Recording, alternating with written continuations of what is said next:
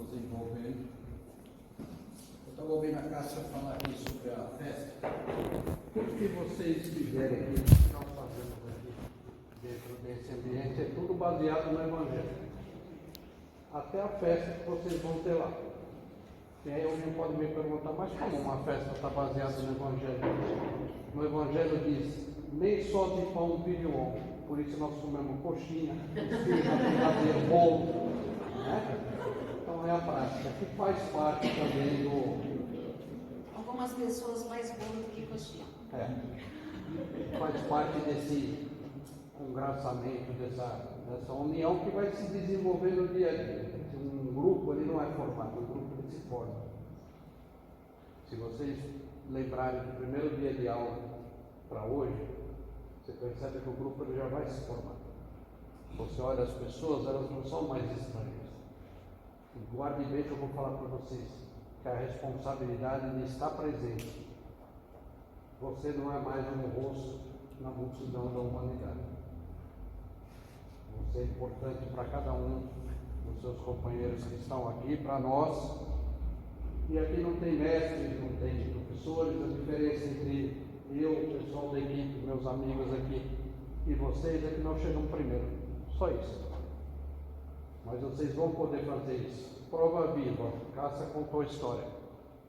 A Cássia foi aluna da turma 84. Hoje ela está aqui dirigindo na turma. E eu estou dando aula para vocês. Hoje ela que manda isso. Ela falou, acabou a aula, acabou. A partir do momento que você não fale, não como você disse que ia fazer, porque ele disse que por vingança ia contar meus podres. Mas ela me ameaçou primeiro com outras coisas.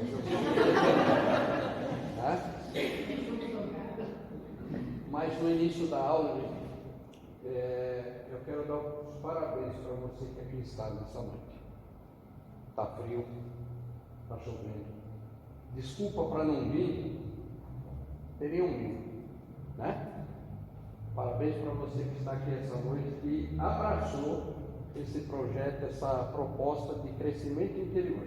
Está fazendo por você mesmo o maior investimento que você pode fazer na sua vida. Vamos falar um pouquinho disso hoje. Não é pouca coisa que vocês fizeram. Então se abrace, se parabenize, começa a se olhar bonito. Não são as pessoas que têm que olhar bonito para nós, somos nós que temos que nos olhar bonito para que as pessoas nos sintam bonito no mundo. E eu não estou falando bonito só de beleza física. Estou falando no beleza espiritual, tudo no geral. Então não é pouco o que vocês estão fazendo. Agradeço a vocês mesmos por terem tomado essa decisão. Hoje nós vamos, aqui onde eu estou, eu atrapalho vocês, estão aqui na frente, todo mundo consegue ver lá. Eu não consigo ficar muito parado não. Vou vir um pouco mais para cá, mas eu vou andar para lá também. Hoje já mudou sozinho, você vê que... Aula 6, gente. O Espiritismo no Brasil. Já tivemos a aula da codificação, isso, os mesas girantes. Vocês perceberam que lá, para aquele pessoal que ia assistir as mesas girantes, para eles era igual a gente na Copa do Mundo. Né? Copa do Mundo, a gente junta a família, faz um churrasco, aí vai aquele que nem entende de futebol, fala, o Brasil é o amarelo ou o vermelho, mas está lá torcendo. E para eles, as mesas girantes eram um evento social, nada mais do que isso. E aí os cientistas, aqueles mais estudiosos, começaram a prever da onde vinha aquele princípio inteligente. Por que a mesa batia uma vez para sim, duas vezes para não? E chegaram até na conclusão que tinha um espírito por trás daquilo. Mas na Europa o espiritismo foi visto muito mais por curiosidade, como fenômeno, e muito também pela parte científica. A ciência ela tentou tanto desmoralizar o espiritismo, a doutrina espírita, que eles acabaram dando credibilidade. E tanto que eles tentaram dizer que era mentira e não conseguiram, eles fortaleceram o movimento.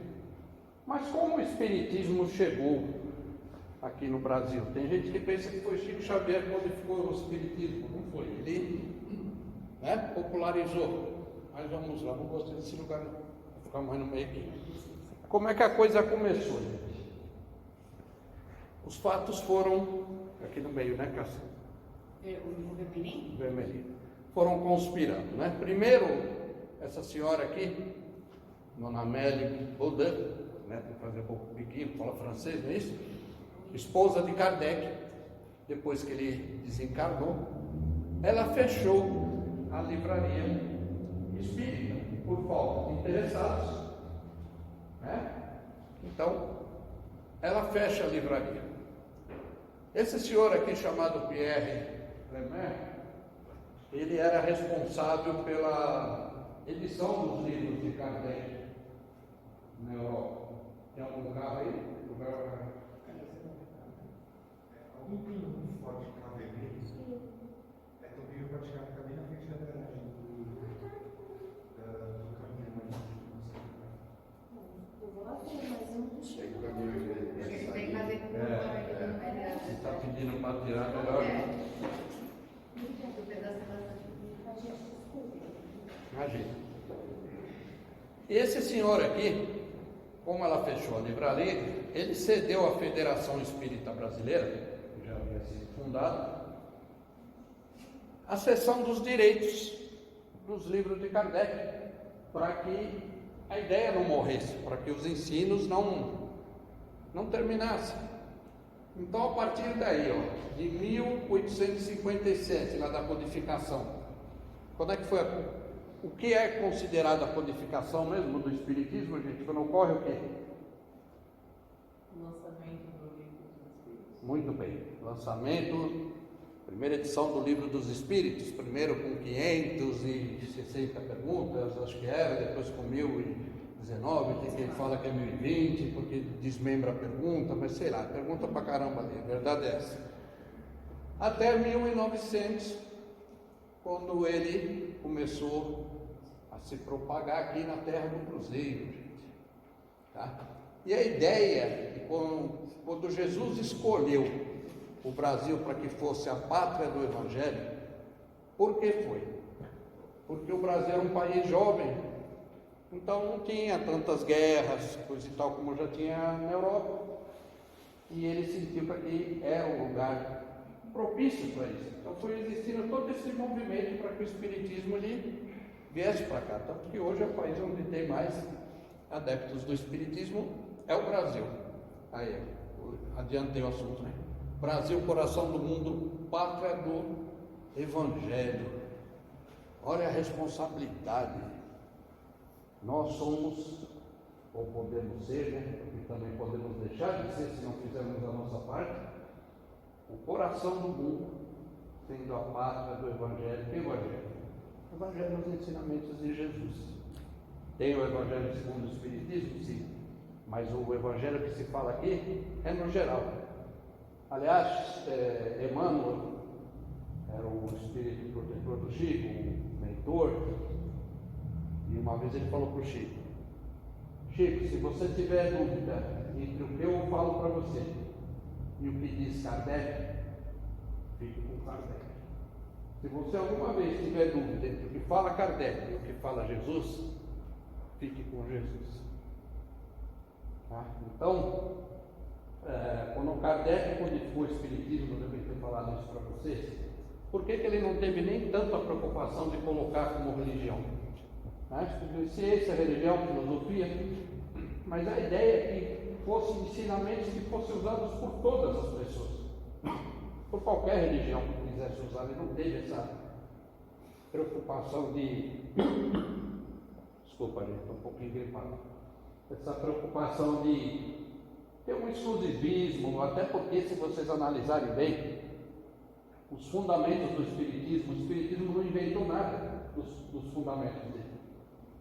Eu posso desenhar o Espiritismo aqui no nome de uma mulher, a Dona Dirce. Tem alguma Dirce aqui? Não tem Dirce nenhuma turma que eu vou, não sei o que acontece com esse nome. Mas vamos falar aqui da Dona Dirce. Diversos mundos habitados, ou seja, Deus não poderia ter feito só um planeta como esse com espíritos como nós, pelo amor de Deus.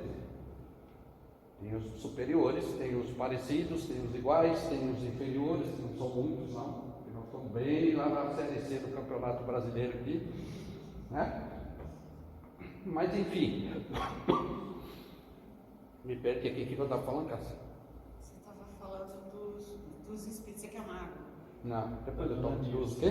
Da Dona Dirce, sabia, queria ver se estão prestando atenção.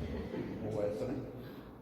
Diversos mundos habitados, imortalidade do espírito, reencarnação, comunicabilidade dos espíritos, né? Mediunidade, e o E de evolução constante, que eu, por minha conta, pus também esquecimento, a bênção do esquecimento. Pensou se nós lembrássemos do que fomos em outra encarnação? A Cássia pedisse para fechar os olhos aqui para fazer uma oração e você soubesse que eu fui um batedor de carteira que roubava no ônibus elétrico na Praça da Sé. Falou, vou fechar os olhos que ela vai me limpar aqui. Imagine, você lembrar, não é nem tanto que o outro fez para você, o que você fez para o outro. Por coisas, por experiências que a gente passa, dá para ter uma ideia que nós somos de outra encarnação. Eu falo para você, eu quero saber como. Mas Por então, algumas... a gente consegue saber. Mas não sei se é tão interessante assim. Tá? Até dá para saber. Mas talvez se fosse para saber, não seria velado isso. Né? Nós vamos puxar assuntos que não seria dessa encarnação e pode atrapalhar. Mas enfim, são esses fundamentos da doutrina espírita que chegaram aqui no Brasil. É o mesmo espiritismo que Kardec codificou. Não tem espiritismo brasileiro e espiritismo de Kardec. Tá?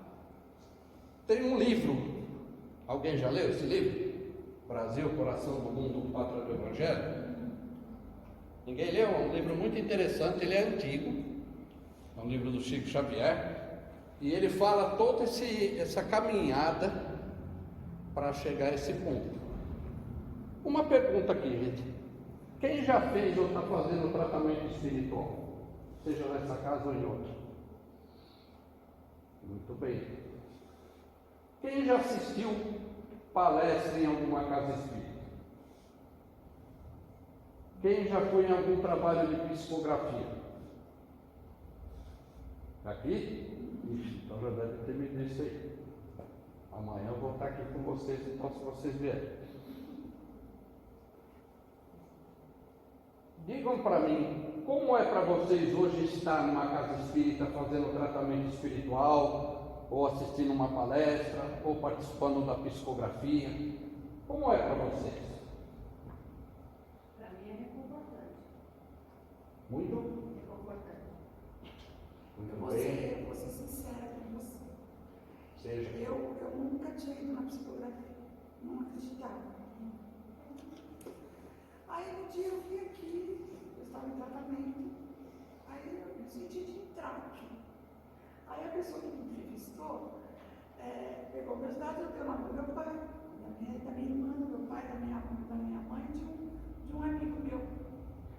Aí eu falei para ele, bom, eu imagino que eu não vou receber nada, eu vou ficar aqui, não vou receber nada tudo, estou passando hoje.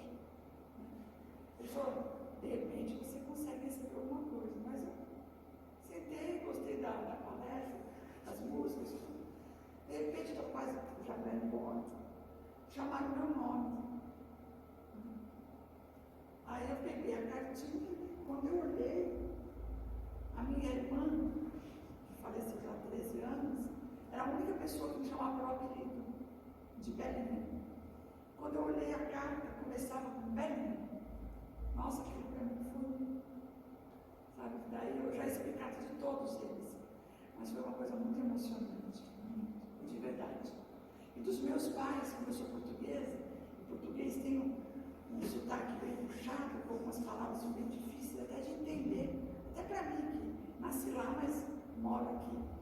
E eu tenho certeza que foram meu pai e minha mãe, porque eles usavam as palavras de Portugal. Então foi assim. E isso me fez bem, receber essa carta. Muito bem. Mais algum aí? Vamos lá. Eu tenho guardado a primeira carta quando eu vim aqui, porque eu já fiz tratamento anterior, aí tem um período, e eu recebi uma carta do mentor, eu tenho ela guardada até hoje. Então, eram várias questões que eu ficava me questionando. E a partir do momento que eu comecei a frequentar aqui e estudar, aí a maioria já consegui resposta. E eu também já recebi uma psicografia e a minha foi assim, já tem quase 5 anos que a gente está frequentando aqui. Fazendo tratamento espiritual, fazendo tratamento físico. E a psicografia eu vi tudo, mas eu nunca me interessei também. Né? Eu pensava assim, deixa descansar, né? Aí começou a surgir alguns problemas com a minha mãe, né? E já tinha passado por médicos e tudo, e eu não conseguia descobrir realmente o que estava acontecendo, né? Isso já tem uns 4 anos.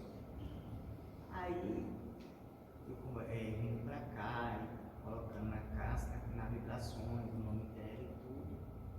Aí uma noite, eu dormindo, aí uma prima minha que já desencarnou, aí ela chegava pra mim, aí eu chegava pra ela, eu passava e via ela, aí eu olhava pra ela e perguntava, o que é que você está fazendo aqui?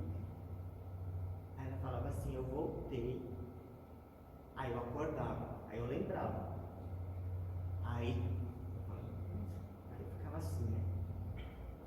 Aí outra noite de novo, eu passava, aí tinha ela, mais 2 moças. Aí eu perguntava, o que você está fazendo aqui? Aí ela respondeu para mim assim, eu até achei engraçado. Eu voltei para assistir o show do Daniel. Aí eu falei, aí eu acordei. Aí eu conversando com a Ana, da biblioteca, ela falou assim, por que você não vai na psicografia e tal, e põe o nome dela, né? Às vezes ela quer alguma coisa que fala com você. Eu falei, será? A primeira vez também entrei aqui, dei o nome, no finalzinho chamou meu nome, a carta dela. E é a carta dela mesmo, eu certeza absoluta, que ela chamava meu querido primo. E já começou assim, né? E é isso, né? Então, interessante, né? É um dos fundamentos da doutrina espírita, a comunicabilidade dos espíritos. Fernando, você ia falar assim? Eu tenho Rapaz, muita que história sorte. é essa, cara? Era bonito, assim, de locutor de FM. Eu tenho muita sorte porque na quinta-feira, se eu venho, eu recebo uma carta, né? Só que eu sou o tipo de pessoa que eu só acredito vendo. Então eu recebi muita carta que eu li e falei, putz, isso aqui não sei se é pra mim. Depois eu entendi mais pra frente que a questão é que o próprio médico ele atrapalha a comunicação, né? Interfere. Só que teve uma vez que já estava um pouco desanimado por mim, né? E receber carta que eu não sentia que era da pessoa. Eu cheguei pro meu mentor e falei, e aí, qual vai ser? O que eu tenho que esperar porque eu estou desanimando. E aí eu vim, ele me mandou uma carta que me faltou o número do meu RG, o CPF, quantos quilos eu tenho, faltou só isso só, porque de resto eu não tenho nem como debater com ela. Então preciso, foi muito cirúrgico para mim, que é uma pessoa que só acredita vendo, não teve nem hoje. Não posso mais debater, falar, não é, eu acho que não. Já não tem cabimento, né? Depois dessa carta. O importante é o conteúdo. Depois eu vou falar para vocês o que era diferente da psicografia do Chico Xavier. Praticamente só ele fazia dessa forma. A gente vai falar depois dele. Eu perguntei para vocês pelo seguinte: todos se sentem bem numa casa espírita. Aliás, o Chico Xavier ele falava que a casa espírita ela tem 3 objetivos principais: consolar, esclarecer e evangelizar. Consolar, aquele primeiro momento que a gente chega ou vai no tratamento espiritual, porque o pessoal em casa fala, vai que eu não te aguento mais, né? A gente vem por estímulos de terceiros, ou porque desencarnou alguém, a gente chega através da psicografia, talvez muitos tenham vindo também através da psicografia. Aí nós chegamos aqui nesse momento, nós começamos a nos esclarecer. Virou anjo, virou santo. Não, nem vai virar no final da escola, gente. Se alguém tem expectativa que vai nascer asa no fim do último ano, se começar a sentir dor nas costas que pensa que vai nascer asa, corre no ortopedista que é coluna, bico de papagaio, coisa desse tipo. Faz um baile fantasia, Pode Não vai nascer. Nós não vamos nos tornar pessoas perfeitas, nós vamos aprender a ser o melhor que nós conseguimos ser. E já vai estar muito bom, porque convenhamos que nós ainda somos muito longe de ser tudo que nós podemos ser. Quando uma pessoa vem por um sinal, Por? um sinal muito forte. Sinal. Sinal? Depende de que tipo de sinal e como esse sinal tocou a pessoa. O sinal pode ser um chamamento. Eu vou contar rapidinho. Eu fui atropelada aqui em frente à delegacia do Cartão, quando eu estava fazendo dia de aniversário, 19 anos de idade. Eu estou com 60. Eu tive traumatismo craniano, hematoma no cérebro. Fiquei um ano em estado de coma. Eu fiquei no Tatuapé, depois no hospital nas clínicas, operei cabeça. Eu fiquei um ano, tive 3 paradas cardíacas. Aí o médico virou para minha mãe, contou que o médico pediu para que doassem os meus órgãos, porque eu ia morrer. Né? Já tinha me dado o tempo de 24 horas. A minha mãe não assinou a doação. E meu pai assinou porque ele achou que eu ia morrer mesmo, porque eu estava toda entubada. Né? Aí um amigo da família falou, não assina, porque vão pegar os órgãos dela em vida. Aí meu pai disse, não quero mais, não quero mais. Bom, eu acordei depois de um ano do coma, e nesse um ano que eu fiquei em coma, eu me vi em coma, toda entubada. E eu fui para um lugar parecido com esse hospital que tem no quadro aí, com o jardim, as pessoas de branco. Eu vi tudo isso, eu perguntava para o meu mentor que estava comigo, que hoje eu sei que é o meu mentor que estava comigo, um rapaz jovem. Eu perguntava onde eu estava, se eu tinha morrido. Ele falou, não. Você não morreu. Eu falei, mas eu vou morrer, né? Porque eu estou toda entubada. Aí ele falou, não, ainda não. Então, quer dizer, isso me tocou. Eu saí da igreja católica, fui procurar o espiritismo. Né? Por isso Foi eu estou aqui. buscar alguma coisa, muito embora. Eu acho que todos nós viemos de outras religiões, né? Se estamos aqui hoje é por conta do que a gente aprendeu ali, né? Você ia pensar? Eu estava catolicismo. Veio... Conheci a Umbanda e vim, sempre gostei do catecismo e vim do catecismo. E o terceiro passo veio pelo chamamento, também acontece. Alguns vêm com um curso como esse, com curiosidade, para saber sobre o espiritismo, está tudo bem também. Alguém falou aí, eu desconfio, não sei o quê. Não tem nada de errado nisso. Sabe o que o Kardec falava sobre isso? Preferível rejeitar 1000 verdades do que aceitar uma só mentira. Passe pelo crivo da razão. Isso é a fé raciocinada. O que é a fé raciocinada? É aquela que pode ser encarada frente a frente pela razão em qualquer momento da humanidade. Não tem lógica?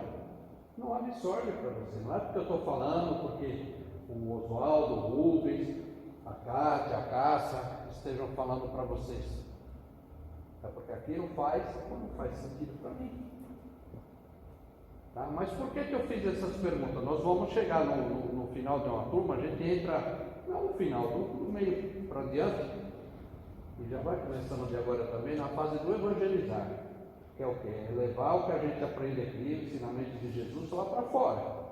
O objetivo é levar daqui para lá e não trazer de lá para cá. Aqui dentro a gente sente que é um ambiente diferente, é um ambiente misto, uma energia diferente, pessoas com o mesmo propósito. Se alguém aqui pisar no pé do outro, pedir desculpa, a pessoa fala, não, meu querido, pisa no outro pé também, que eu quero levar você em todos os meus passos, sai feliz que o outro pisou no pé. Se a pessoa pisar no seu pé de manhã, no metrô lotado, você vai ter um procedimento talvez um pouquinho diferente, ou o cavalo, não vê onde pisa. Então a ideia é levar aqui para o mundo e não trazer de lá para cá.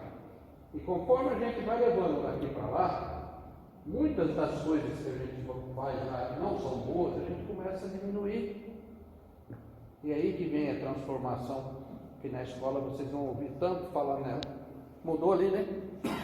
Acho que o negócio quer andar, está falando disso porque eu empaquei. Mas eu fiz essa pergunta para vocês. Quem veio na psicografia, quem veio no tratamento, quem já viu palestra, por quê? Hoje é muito fácil ir numa casa espírita, não é? Tem milhares aí em São Paulo. São Paulo tem muita casa espírita.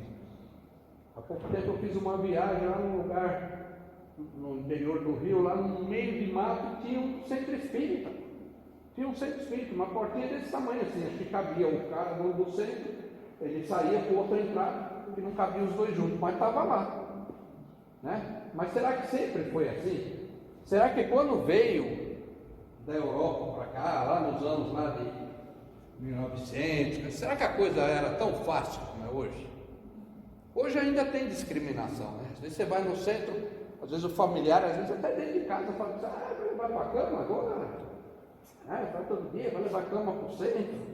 Aí essa mesma pessoa, quando você vai sair, você vai para o centro, coloca o meu nome lá nas orações. Não é? Que lugar é assim, gente, só muda de interesse. Então nós vamos ver a trajetória aqui, que a coisa não foi fácil. E eu vou trazer alguns personagens aqui que foram muito importantes nessa transição. Vou falar de alguns outros que não são famosos, que nem estão nos slides, mas que a Cássia estava falando aqui, eles me vieram à cabeça. Mas vamos lá. Vamos aqui numa linha do tempo. Esse Luiz Olímpio, que eu nunca tinha ouvido falar até preparar essa aula, ele traduziu parte do Livro dos Espíritos para o português. Parte, não o livro inteiro. E lançou o primeiro jornal O Espírito, olha que legal, Ecos do Além-Túmulo. Bem chamativo, né? Aí veio Joaquim Carlos Travassos, que eu também não conhecia, no Rio de Janeiro, em 1875, e ele traduziu para o português, e ali veio a primeira publicação do Livro dos Espíritos na língua portuguesa. Até então não tinha como a pessoa ter acesso. A partir daí, o que aconteceu? Tivemos espíritos missionários e começaram a surgir os primeiros centros espíritas. Tá? Eu vou começar falando aqui de alguns desses espíritos missionários. São muitos, gente. Não teríamos tempo aqui. Eu vou falar de 3, 4, se tiver tempo no final, eu falo de um quinto e mais alguns aí que vai entrar no meio da história também. Então, nós vamos conhecer alguns desses personagens verdadeiros, gente. São histórias verdadeiras, não tem nada aqui miraculoso que a gente vai falar para vocês. A doutrina espírita é ciência, ela trabalha baseada naquilo que pode também ser provado. Então, nós vamos fazer uma atividade aqui. Quem sou eu? Eu vou falar algo sobre a pessoa e nós vamos ver se alguém consegue desvendar quem é, ok? Vamos lá para o primeiro. Vou até sair de lado, só vou pedir um favor, um por vez, tá? Para não tumultuar, todo mundo quer falar, todo mundo quer dizer, todo mundo vai saber quem é, então, senão o pessoal lá do colegiado de médio aí não tem, depois não sabe porque não tem alta na assistência espiritual, hein? Esses caras aí que escrevem na ficha de vocês, que faz bagunça aqui depois. Olha lá. Fui médico no Nordeste, não cobrava consulta dos mais pobres e ainda lhes dava dinheiro para comprar remédios. Quem sou eu? Quem é esse personagem, gente? Fala-se muito nele na doutrina espírita. Bezerra de Menezes? Quem falou Bezerra de Menezes? Eu ouvi várias vozes falando aí, eu falei. Bezerra de Menezes? É ele mesmo. Não tenha dúvida, para a pessoa pergunta. Tenha firmeza. Não. Muito bem, gente. Dr. Adolfo Bezerra de Menezes, que nasceu 29 de agosto de 1831 e morreu em 11 de abril de 1900. Estou na tua frente, Cássio? Não, vamos encaixar aqui não. Ele era chamado de um médico dos pobres. Esse homem tinha um amor no coração extraordinário. Tá? Aquilo que eu falei para vocês é a realidade. Ele, uma vez o paciente precisava comprar remédios caros, que o estado dele era bem grave, e ele deu seu anel de formatura para ele e falou: vende e compra o seu remédio. Ele era um médico militar, ele era tenente do exército. Foi um escritor, escrevia muito bem em livros dele, foi jornalista, foi político, A gente às vezes tem tanto um ranço, fala político, você já imagina os caras lá em Brasília se pegando no microfone, aquela coisa toda que a gente viveu aí. Oi? Teve um médico aqui no Carrão, não sei se vocês conheceram, o doutor Silveira, o baiano. Ele também fazia a mesma coisa. Era um médico. É o exemplo que vai, Ele também fazia isso. vai se expandir. Mas ele foi também político e um filântropo, um cara que ajudava as pessoas. Tem uma história dele extraordinária. Diz que certa vez ele não tinha um centavo no bolso, porque o cara não cobrava de ninguém. Só os pobres lá para ele atender. E chegou lá um companheiro que precisava do remédio.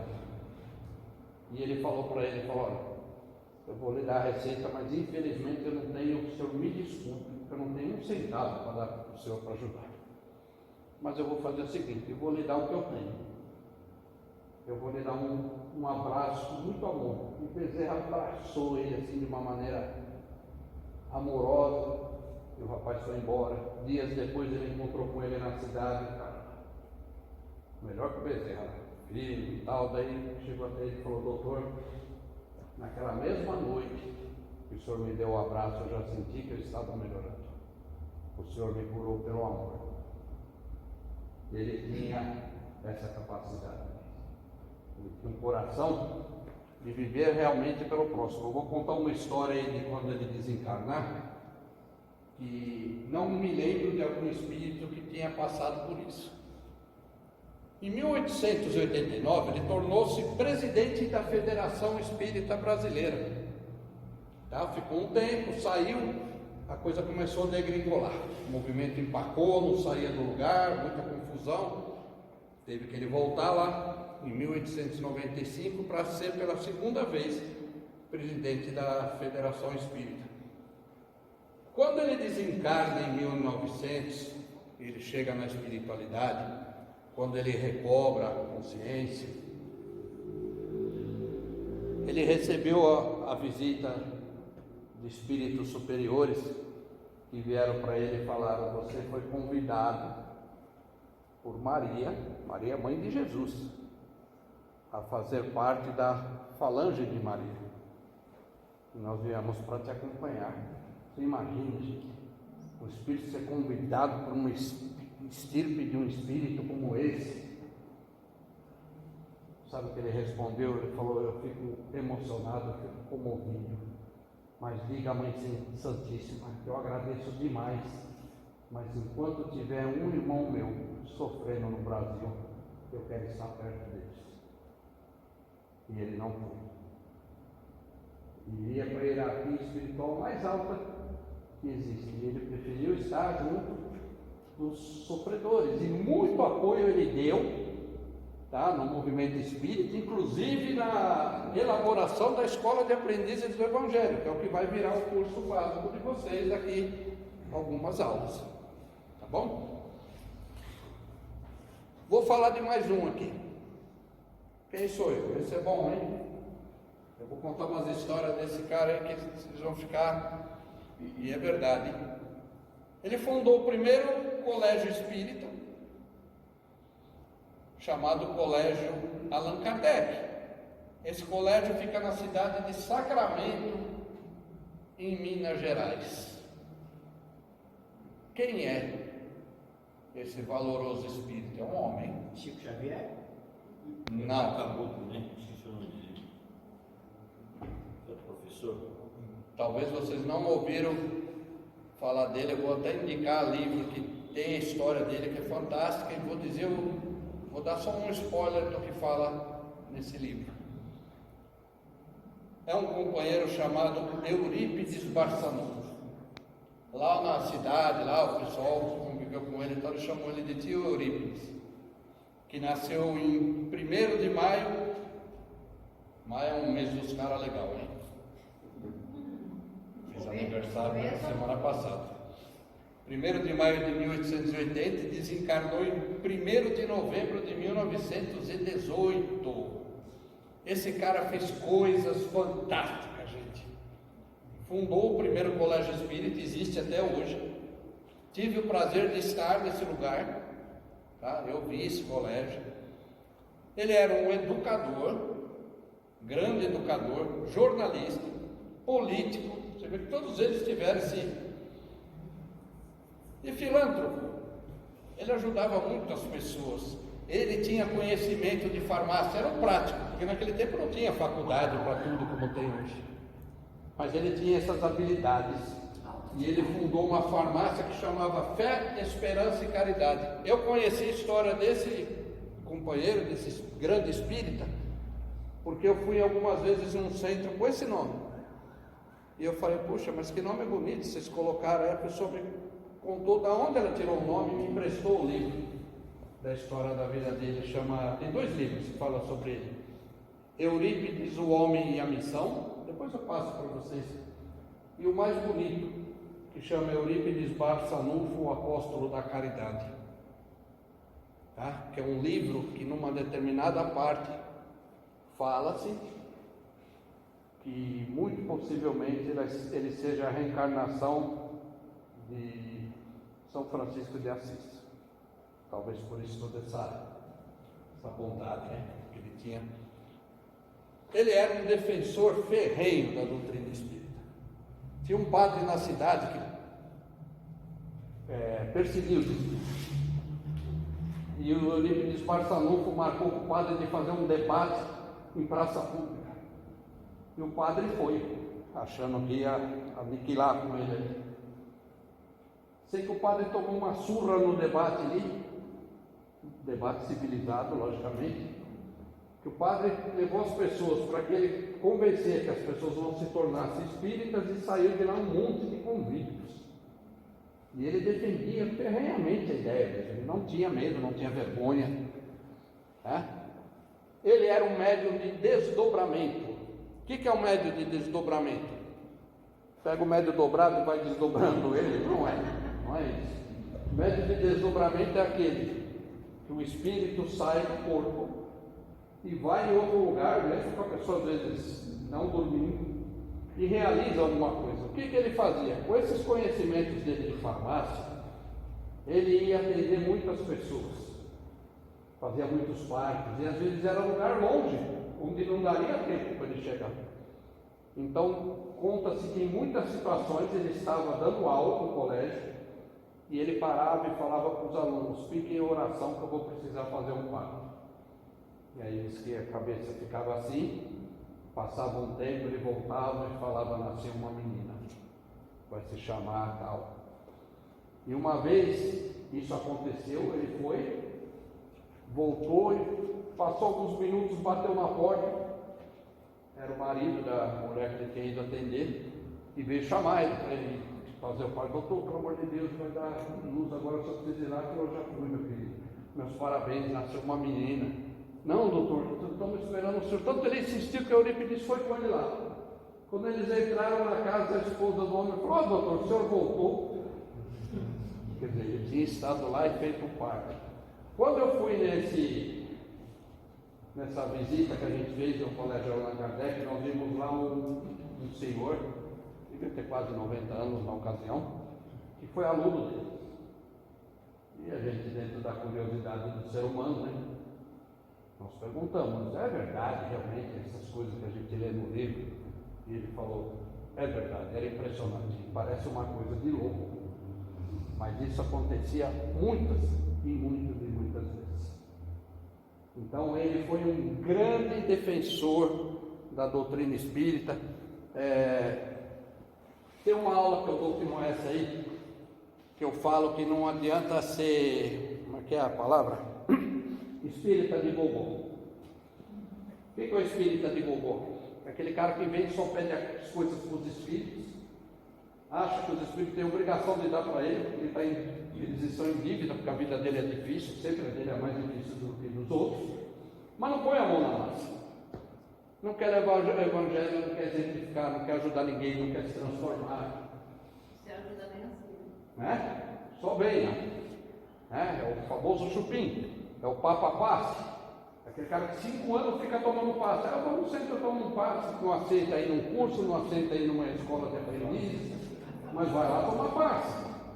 Dorme na hora da preleção. Eu faço preleção aqui, gente. Tem pessoas que você chega e fala, boa noite, que Jesus nos envolva, o cara já está. Meu Deus, que poder eu Já está tenho. envolvendo. Eu já pensei até de trabalhar de hipnotizador, porque tem uns 3 de segunda-feira que o cara dorme quando eu falo boa noite. Não deu nem tempo de dizer que ele não gostou da palestra. Porque a sua palestra é tão calma. Ele se desdobra. Dorme na palestra, dorme, baba, solta pum, depois quer ter alta na assistência espiritual. E não tem, não tem. Então, esse é o espírita de Gogol. Esses caras aqui foram espírita raiz. Esses caras meteram a mão na massa, não era difícil ser espírita. Né? Mais um aqui, ó. Quem sou eu? Esse vai ser fácil, né? Dediquei minha vida inteira praticamente ao trabalho mediúnico e aos necessitados. Quem sou eu? Esse está muito fácil, né? Ali tem até a sombra do irmão. Também eu trouxe esse, eu falei, pelo menos se eles errarem todos os outros, vocês não acertar um. Senão a pessoa sai traumatizada da aula. Né? Depois de 3 espíritos, o cara não conhece nenhum, capaz de nem voltar semana que vem, né? Chico Xavier, eu tive o prazer de estar com ele 4 vezes. 4 vezes. E vou falar uma coisa para vocês que os livros não falam. Você chegava perto dele, você sentia cheiro de rosas. E ele não usava perfume porque ele era alérgico. Você sentia cheiro de rosas. Uma vez eu fui com alguns companheiros espíritas, nós fomos fazer uma visita lá em alguns lugares. Foi quando eu fui lá no colégio Allan Kardec e fomos lá no Chico também na época que ele ainda estava trabalhando, então ainda é razoável de saúde. E esse um dos companheiros que estava com a gente, era um rapaz de um outro centro, ele até desencarnou muito jovem, e ele era um cara que eu sentia uma energia diferente nele do que na gente. Era um cara que eu sentia que era um espírito mais evoluído, aprendi muito com ele. E nós estávamos, eu, ele e mais um, sentado no banco, e de um certo momento ele começou a chorar. Copiosamente, assim, eu falei, eu olhei para o outro olhou para mim, o que está acontecendo? Eu falei, William, você está se sentindo bem, o que acontece? Ele falou, o Chico está chegando, eu estou sentindo a energia dele. Deu uns 3 minutos, o carro encostou na porta e o Chico desceu. Quer dizer, o espírito, talvez com uma elevação maior, porque a gente consegue sentir essa vibração positiva. Você sentia cheiro de rosa no Chico sem que ele usasse perfume. Eu vou contar uma história fantástica que eu vi lá daqui a pouco para vocês. Eu sou contador de história. Vou avisar, porque vai que vocês não percebem, né? Francisco Cândido Xavier, nosso Chico Xavier. Com 4 anos de idade, ele já ouvia vozes. 4 anos. Escreveu seu primeiro livro, foi tratado como louco, tentaram fazer de tudo, né? Porque naquele tempo o cara ter mediunidade era bobear, era internado. Quantos desses chamados loucos foram internados porque tinham mediunidade? Que hoje não seriam. O primeiro livro que ele escreveu foi em 1932, tinha 256 poemas e chamava Parnaso de Além Túmulo. Psicografou mais de 400 livros. Nunca usou esse dinheiro a seu favor. Ele doava para a Federação Espírita, doava para as obras de caridade, ele ajudava muita gente. Ficou órfão aos 5 anos de idade. Se vocês viram o filme, vocês sabem que ele teve lá uma madrasta que o maltratava. Mas maltratava mesmo, gente. Fazia ele lamber a ferida do outro doente, furava ele com garfo quente. Sofreu, gente. A mãe não acalmava não, está faltando um L ali, tá? A mãe o acalmava sempre que ele via o espírito da mãe, mas não era sempre que ele via. Vocês pensam que a mãe vinha e falava, vai lá, pega o garfo quente. Na hora que ela estiver distraída, não. A mãe falava para ele, calma, meu filho, logo isso vai terminar, você tem alguma coisa para aprender com isso. É bondade, né? A consciência. A mediunidade dele começou então a se aflorar. E levaram ele para o padre. Levaram ele para o padre, para ver se o padre resolvia a situação. Ele deu nó na cabeça do padre, com tudo que ele contou para o padre que ele via e ouvia. O que o padre fez? Proibiu ele de ler livros, de ir em lugares que falassem qualquer coisa desse tipo. E a família fez isso por um tempo, isso funcionou. Esse padre depois virou até amigo dele. Ele foi inclusive no velório do padre. Em 1925 as perturbações voltaram, é lógico, não resolveu. Não foi trabalhar a mediunidade. Hoje a gente está perturbado, começa a ver, começa a sentir uma coisa que não é nossa, a gente vem e faz o tratamento. Naquele tempo não tinha isso, gente. Não tinha, o cara era perseguido porque ia num centro espírita. Tinha que ir escondido. Em 1927 ele realiza a primeira sessão espírita em casa. Não era nem um centro espírita. E ele ouve, não é a mão, mas a mãe, porque a mão não fala, né? Mas eu pus para ver se alguém percebia, ninguém percebeu, então eu vi que vocês não estão prestando atenção. Foi a propósito. Ele ouve a mãe orientá-lo para que estava na hora dele seguir o seu caminho na mediunidade, que era a hora dele começar a trabalhar. E assim então ele o faz. Em 1950 ele já tinha 50 livros psicografados, gente. 50 livros. Mas ele visitava lares carentes também. Não é só que ele fazia psicografia, não. Distribuía, até dinheiro ele distribuía para as pessoas. Uma vez ele estava numa fila distribuindo lá para os carentes. Ele estava dando um rolinho de dinheiro. Todo mundo falava, não dá. Ele dava até dinheiro, ele dava. Sentia no coração. E uma pessoa chegou para ele e falou: olha, gente, aquela mulher ali que está lá no fim da fila, não dá para ela não, porque ela pode sobreviver. E ela vem aqui para pegar o dinheiro, vai tirar a vez dos outros. Tal. Ele falou: meu filho, se ela não precisa e pede, ela é mais necessitada do que os outros. E ele deu para ela também. Desencarnou no dia 30 de junho de 2002, quando nós estávamos comemorando a última Copa da história que o Brasil ganhou. Nós não vamos ver mais isso. Então, mas... Como ele gostava de animais, né? E ele tinha previsto que ele ia desencarnar num dia que o país estivesse feliz, que era para não marcar coisa. Interessante, né? Não, vamos lá, vamos voltar aqui agora. Eu fui algumas vezes nos trabalhos de psicografia do Chico. Ele chegava na sexta-feira, lá era 2h da tarde, entrevistava as pessoas, ele ficava lá, psicografava mensagens e tal. Aí à noite começava o evangelho, por volta de umas 7 da noite, ele ficava na ponta da mesa, e aí ele fechava os olhos, e era lápis que ele usava, um monte de lápis, e tocava umas músicas lá, até sambinha tocava ali. E ele ia, e cada espírito se que escolhia um tipo de lápis, aí e ele trabalhava até 2, 3 horas da manhã, direto.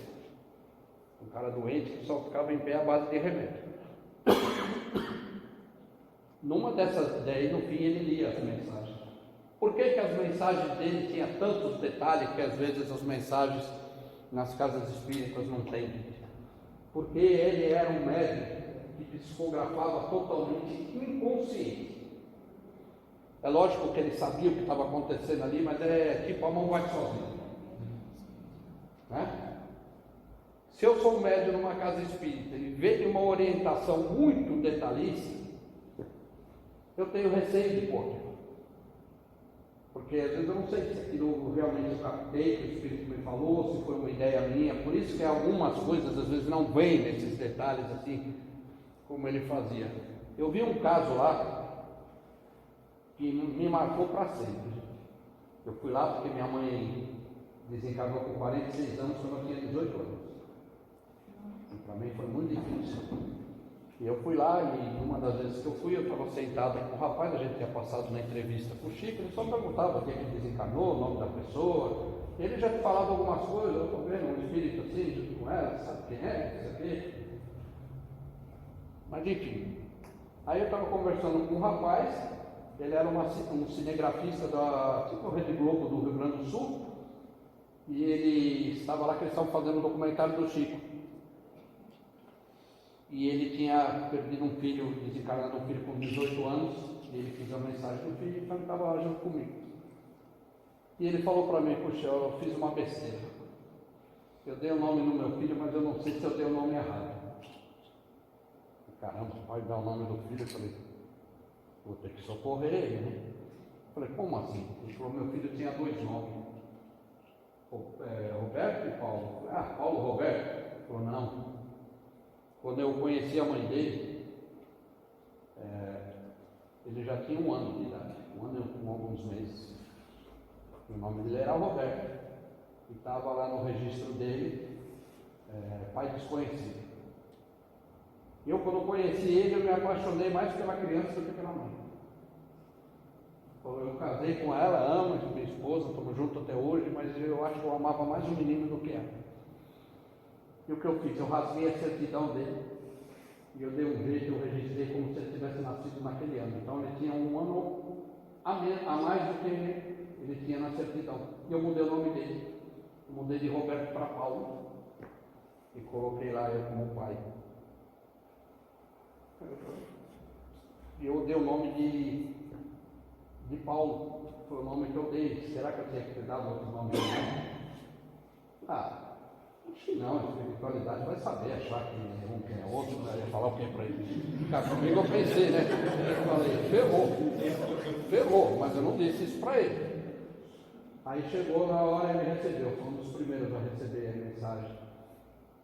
Aí o tipo começa a ler e ele fala assim, meu querido pai, por que essa dúvida do meu nome? O meu nome é Paulo, que é o nome que o meu verdadeiro pai, o meu pai do coração me deu. E ele fala, foi uma coisa assim que todo mundo chora. Aliás, você chora balde de lágrimas e você vê pessoas com histórias tão desesperadoras que você começa a torcer para o cara receber a mensagem e não você. Mas enfim, ele consolou muitas pessoas com as obras, com o trabalho social, com o seu trabalho de abraçar o coração, não julgava ninguém, gente, ninguém. Eu tive uma vez na casa dele num dia que estava lá de Valdo Franco também. E eu era moleque pouco naquele tempo, porque meu negócio era a psicografia da minha mãe, e os dois conversando na minha frente, eu no meio aqui, eu nem prestei atenção na conversa. Mas era uma coisa impressionante, gente. Você sentia uma energia diferente do que a gente tinha. Era diferente. Vamos lá. E aqueles espíritos que estavam lá na França na época da codificação e que desencarnaram, o que aconteceu com eles? Eu vi, não tem problema. Reencarnaram mais de 20 milhões de espíritos desse da codificação aqui no Brasil. Jesus confiou a Ismael, seu dirigente espiritual do Brasil. Isso aqui é tudo mais fatos históricos, tradução das obras de Kardec e tal. Depois eu até mando esse PowerPoint para vocês verem. Isso aí é histórico, gente. Isso aí você vai no livro. Eu não preparei essa aula pelo livro de vocês, tá? Eu nem quis ler porque eu fui buscar outras fontes. Porque o que tem no livro aí não precisa dizer, você já leu. Por isso, quem não leu a aula, leia. Tá? Organização da Federação. Em 1950 houve uma unificação das práticas, tá? Teve um congresso e tal, e o que aconteceu, gente? Foi quando surgiu esse homem de Gararmon, que é o responsável por nós estarmos aqui. Foi assessorado por Bezerra de Menezes. Ele foi um militar, tá? Participou até da construção da rodovia Tamoios, está no slide aí. Mas ele sofreu um acidente e ele ficou com problemas no joelho. Não é pessoal, é história, melhor é história. Ele ficou com problema no joelho e ele foi aposentado via contragosto, mas foi aí que iniciou a tarefa dele realmente dentro da doutrina espírita. Falei tudo isso aí. E ele então recebeu uma mensagem de Ismael dizendo para ele dirigir a federação e estabelecer a prevalecência do espiritismo evangélico, espiritismo religioso, não mais o espiritismo fenômeno, porque no Brasil no início também, o cara ia lá para ver o cara pegar uma rosa do nada, uma rosa, né? Tinha isso, que era um médio de efeito físico, Tá? O que aconteceu, gente? Ele começou a ter a presença das fraternidades do espaço. Não sei se já falaram disso aqui, vai ser falado, então não vou dar spoiler. É muito legal isso aí, quando falar disso se aprofunda, tá? E o que aconteceu, gente? Em 1950, ele, assessorado por Bezerra e os espíritos superiores, Bezerra ajudou muito ele, desencarnado, né? Fundou a Escola de Aprendizes do Evangelho, que trabalha o quê? O cristianismo redivivo, né? É o que eu falei para vocês, ser o melhor que você consegue ser. Não vai ser santo, mas vai ser uma pessoa muito melhor, tá? Melhorar o mundo a partir de você mesmo, de você mesmo. Em 1940, na Federação, eu tinha uma foto que eu queria mostrar aqui. O que aconteceu com a foto? Sumiu. Era uma foto da primeira turma da Escola de Aprendizes. Pode ser que ela apareça mais lá na frente, né? Depois começou a ter ela aí, ó. Primeira turma da Escola de Aprendizes, do dia 6 de maio, sempre maio, né? Gente boa em maio, tudo gente boa. De 1950. Olha o Edgar Armand aqui, ó. O terninho branco. Olha como era diferente do que é hoje, não é? Ele funda depois, em 1973, a Aliança Espírita Evangélica, porque começou a dar umas diferenças lá com o pessoal da federação. E ele era do tipo de não brigar, né? Partir para um movimento novo. Eu vou para o final aqui, gente. Seguir a Jesus é o projeto mais fascinante de vida que nós temos. Mas está vendo, né? Todo mundo quer ser uma árvore florida, né? Eu quero florescer no mundo, quero ser bom. Mas e se eu não conseguir me melhorar nisso? Como é que vai ser? E se eu virar uma árvore seca que não consegue ser boa para ninguém, que não consegue fazer nada, como é que faz?